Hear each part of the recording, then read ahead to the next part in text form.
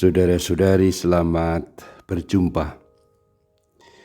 Saat ini saya ingin mengajak Anda semua merenungkan adorasi sebagai saat merayakan kehadiran Tuhan dalam Ekaristi yang mempersatukan umat beriman.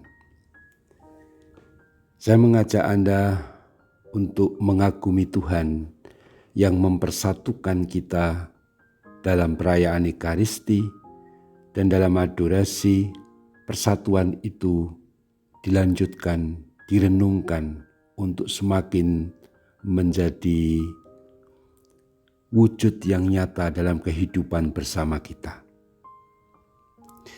Saya berpangkal dari kata-kata Santo Paulus kepada umat di Korintus ketika ia berkata, "Bukankah roti yang kita pecahkan adalah persekutuan dalam tubuh Kristus?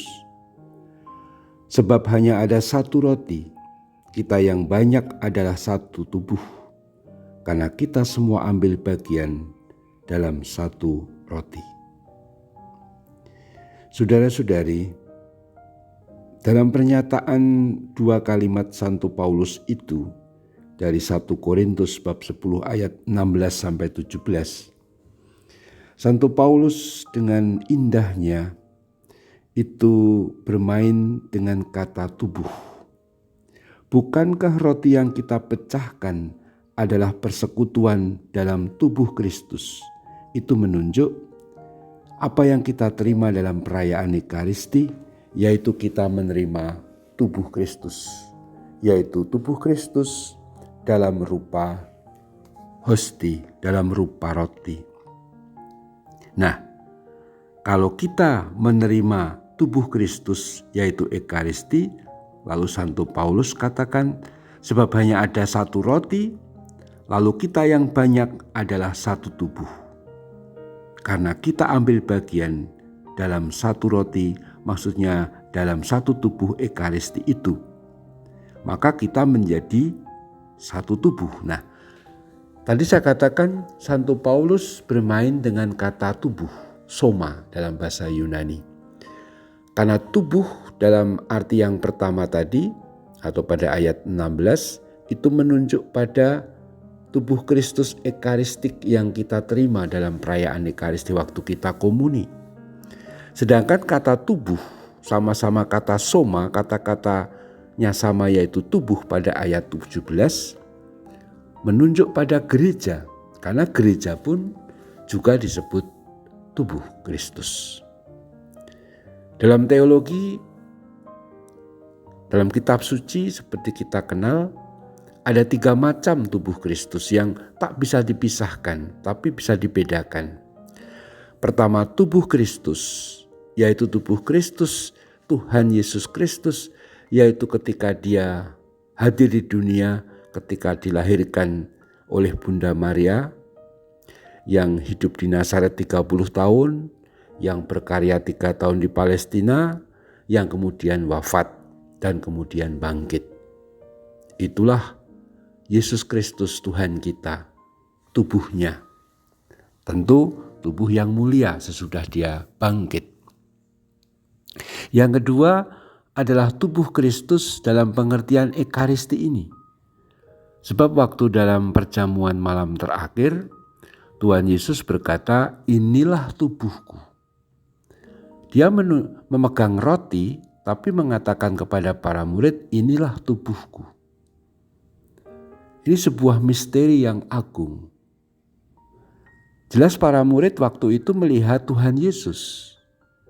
Dan Tuhan Yesus memegang roti waktu perjamuan malam terakhir. Tapi Tuhan mengatakan, "Inilah tubuhku." Dengan demikian Tuhan menghendaki bahwa roti yang diberkati dalam perayaan Ekaristi kita itu sungguh menjadi cara Dia hadir secara real, hadir secara nyata. Kalau dalam ajaran gereja sejak skolastik misalnya dikatakan substansinya dalam pengertian hakikatnya, esensinya, itu adalah diri Tuhan kita Yesus Kristus, hanya penampakannya dalam rupa roti. Itu yang kita sambut dalam komuni suci. Ini tubuh Kristus dalam pengertian yang kedua. Yang ketiga, tubuh Kristus dalam pengertian sebagai gereja. Karena Santo Paulus juga mengatakan kita adalah tubuh Kristus, tubuhnya. Nah, justru dengan menerima Ekaristi yang adalah tubuh Kristus, yaitu Ekaristi tadi, kita menjadi apa yang kita sambut. Dalam hal ini Santo Yohanes Chrysostomus mengatakan dengan sangat bagus. Dalam homilinya dia berkata, sebab apakah roti itu?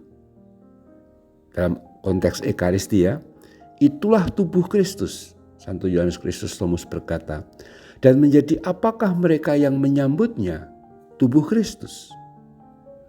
Jadi Santo Yohanes Chrysostomus sangat indah, mendalam dan gemilang, bermain-main juga dengan kata tubuh Kristus. Apa yang kita sambut dalam Ekaristi? Dia jawab sendiri, tubuh Kristus. Lalu kita menjadi apa? Sebagai orang yang menyambutnya, tubuh Kristus. Sama-sama istilah tubuh Kristus, yang satu menunjuk diri Tuhan yang kita terima dalam perayaan Ekaristi, dan yang kedua menjadikan kita sebagai tubuh Kristus, yaitu gereja. Jadi gereja ada, gereja terbentuk, gereja dipersatukan karena tubuh Kristus, yaitu Ekaristi. Ekaristi menjadikan kita umat beriman sebagai tubuh Kristus, satu tubuh Kristus.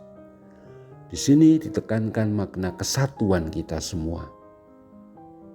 Maka kalau kita adorasi, kita mesti sampai pada kedalaman bahwa kita ini dengan semua orang Katolik, dengan semua orang beriman di seluruh dunia adalah satu tubuh, satu gereja, satu body, satu tubuh Kristus. Maka orang yang beradorasi semestinya adalah orang yang selalu mengupayakan, merindukan, mendoakan, mengupayakan, mewujudkan dalam hidup sehari-hari persatuan dengan umat beriman ini.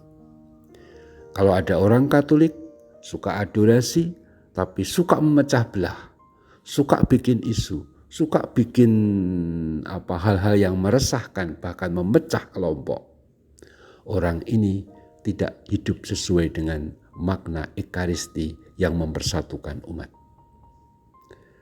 Menerima tubuh Kristus berarti mewujudkannya dalam hidup kesatuan sebagai gereja. Semangat kesatuan, semangat merangkul, semangat merengkuh, semangat selalu mengutamakan kebersamaan sebagai kesatuan yang mendalam betul. Itulah ciri khas orang yang sungguh mendalami adorasi dalam arti merayakan Ekaristi yang mempersatukan kita semua. Semoga Tuhan memberkati kita dengan semangat kesatuan berkat Ekaristi ini. Terpujilah Tuhan kita Yesus Kristus untuk selama-lamanya. Amin.